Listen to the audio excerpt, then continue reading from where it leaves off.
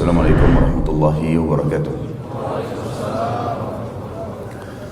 Alhamdulillah, selalu kita memuji Tuhan kita yang maha kuat, maha perkasa, maha adil, yang telah menciptakan semua yang di langit, semua yang di bumi, dan semua yang di kedalaman lautan, terjangkau dan terlihat oleh mata manusia atau tidak. Karena kata kuncinya, La ilaha illallah, La ma'buda bihaqqin illallah. Tidak ada Tuhan yang paling berhak disembah di langit dan di bumi kecuali Allah. Zat yang maha kuat dan maha perkasa ini telah menggantungkan segala kebutuhan kita untuk roda kehidupan di muka bumi, dari makanan, minuman, pakaian, dan apa saja, dengan memuji namanya Alhamdulillah. Makanya sangat wajar kalau kita selalu mengucapkan kalimat yang mulia ini. Selanjutnya kita panjatkan salam hormat kita kepada manusia terbaik, manusia yang telah disempurnakan jalur nasabnya, ilmunya, fisiknya oleh Sang Pencipta Allah, dan juga ditutup dengan diutusnya beliau seluruh risalah nabi-nabi dan rasul. Dan juga Sang Pencipta Allah bersama dengan malaikatnya mengucapkan salam hormat bersama dengan malaikat tentunya kepada manusia terbaik ini. Maka sangat wajar sebagai orang yang beriman mengejar sebuah nilai ibadah yang telah ditetapkan oleh Sang Pencipta dengan mengucapkan salawat dan taslim kepada Nabi besar Muhammad sallallahu wa ala alihi wa sahbihi wasallam. Pertama-tama tentunya, karena ini pertemuan perdana kita di dalam materi As-Sirah Nabawiyah, saya memberikan dukungan secara pribadi kepada semua ikhwat dan akhwat yang hadir, karena memang majelis ilmu adalah landasan agama kita. Jangan pernah lewatkan satu hari ikhwat dan akhwat sekalian tanpa ada ilmu. Ilmu ini yang saya maksud adalah ilmu agama. Dia akan mendatangkan keimanan, dan kalau keimanan sudah tertanam dalam hati seorang mukmin, maka dipastikan segala sesuatunya berubah dari buruk menjadi baik, dari pelit menjadi dermawan, dari penakut menjadi pemberani, dari bodoh menjadi pintar. Berubah semuanya. Dan kalau keimanan sudah ada, maka seluruh perintah Sang Pencipta Allah yang maha kuat dan maha perkasa akan dikerjakan, dan semua larangannya pasti akan dijauhi. Tentu balasan maksimal adalah kita akan masuk ke dalam surga yang kekal dengan izin Sang Pencipta Allah tentunya.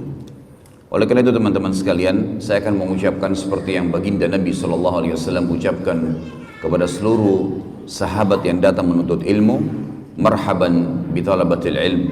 Selamat datang para penuntut ilmu. Majelis ini teman-teman dihadiri oleh para malaikat, disaksikan oleh para malaikat yang mencatat ini menjadi amal kita. Di dalam sebuah riwayat yang sahih disebutkan, siapa yang keluar dari rumahnya, baik dia akan mengajar atau akan belajar ilmu, maka dicatatkan baginya pahala haji lengkap sampai dia pulang. Di dalam riwayat yang sahih yang lain dikatakan, siapa yang keluar dari rumahnya menuntut ilmu, belajar atau mengajar, maka dia di jalan Allah sama dengan jihad di jalan Allah sampai dia kembali. Riwayat sahih yang lain mengatakan, kata Nabi SAW, sesungguhnya malaikat menebahkan atau melebarkan sayapnya menaungi para penuntut ilmu. Dan banyak sekali riwayat kalau kita ingin sebutkan tentang manfaat majelis ilmu. Tidak akan ada kejenuhan dalam majelis ilmu. Yang ada adalah ilmu, pengetahuan, bertambah kokohnya dan kuatnya keimanan seseorang, bertambah baiknya keadaan dia pada saat dia bubar. Maka harus dimaksimalin teman-teman sekalian. Terlebih lagi sekarang, kalau tidak bisa hadir di majelis ilmu atau kebetulan dai atau ustadz yang tidak hadir, maka ada media sosial yang sangat mudah dijangkau. Di tangan setiap orang kita sekarang bisa nonton apa saja, ceramah tentunya yang saya maksudkan, dan ceramah yang benar berlandaskan Al-Quran dan Sunnah, dari HP kita yang setiap saat kita pakai atau kita bawa ke tempat tidur, dibawa ke kamar mandi, dibawa kemana-mana. Maka alat ini telah Allah mudahkan buat kita dan akan ada pertanggungjawabannya pada hari kiamat untuk kebaikan. Jangan sampai disalahgunakan kepada hal-hal yang tidak dibenarkan, karena juga semua akan ada pertanggungjawabannya.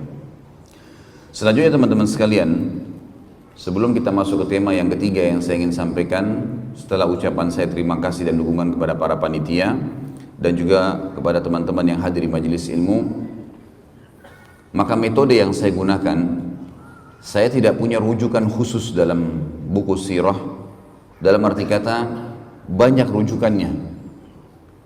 Banyak buku yang saya anggap buku-buku itu adalah rujukan yang bisa dijadikan sebagai pegangan, dan banyak juga yang saya gabungkan dari selain buku sirah, seperti buku-buku hadis, buku-buku tafsir, kemudian buku tentang thaqafah Islamiyah, tentang wawasan keislaman, ya, perkembangan yang terbaru dari negara-negara Islam.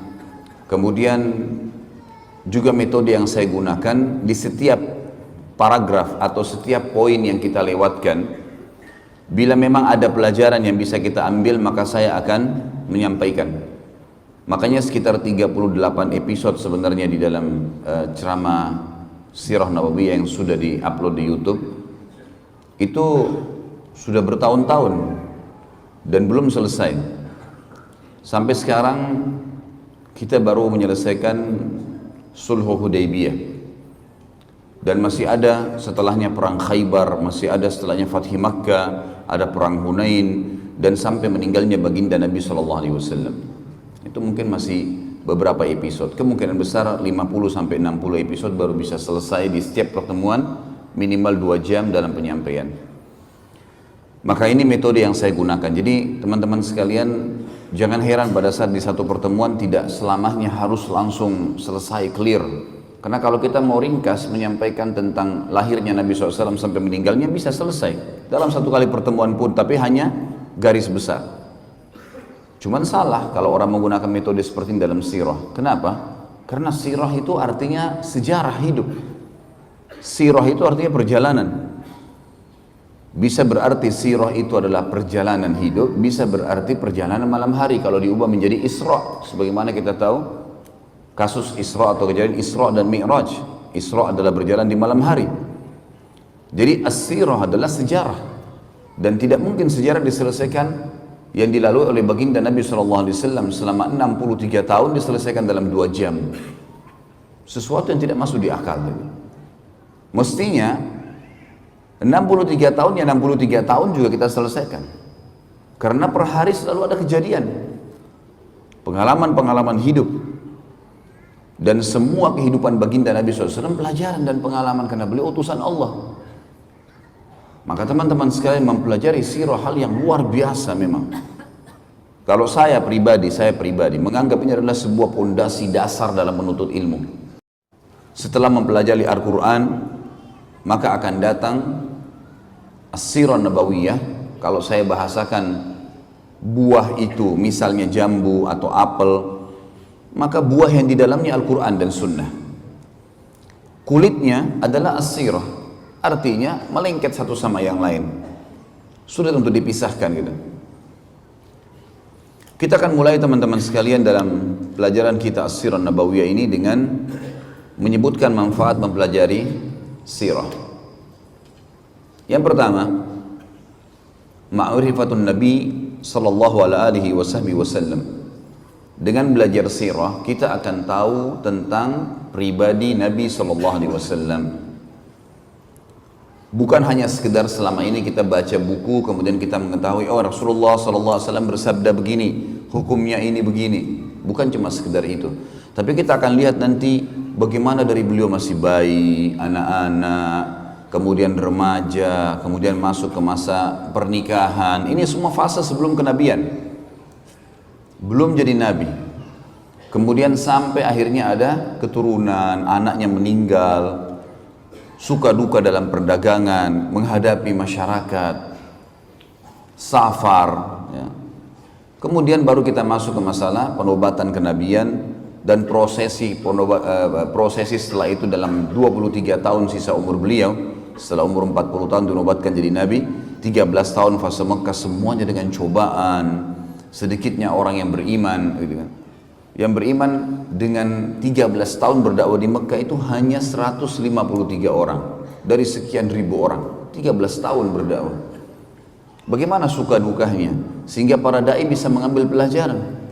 Kita juga bisa mengambil pelajaran. Ternyata Nabi SAW manusia biasa. Beliau makan, beliau minum, beliau tidur, beliau senang, beliau sedih, beliau menghadapi suka duka kehidupan. Dan itu semua manfaatnya adalah agar kita menjadikan beliau sebagai suri tauladan. Tinggal mudah, ciplak hidupnya baginda Nabi SAW akan selamat. Semuanya, cara makannya, tidurnya, berpakaian, bergaul, berumah tangga, berekonomi, berpolitik, segala macam hal kita akan bahas panjang lebar dalam masalah As-Sirah Nabawiyah ini.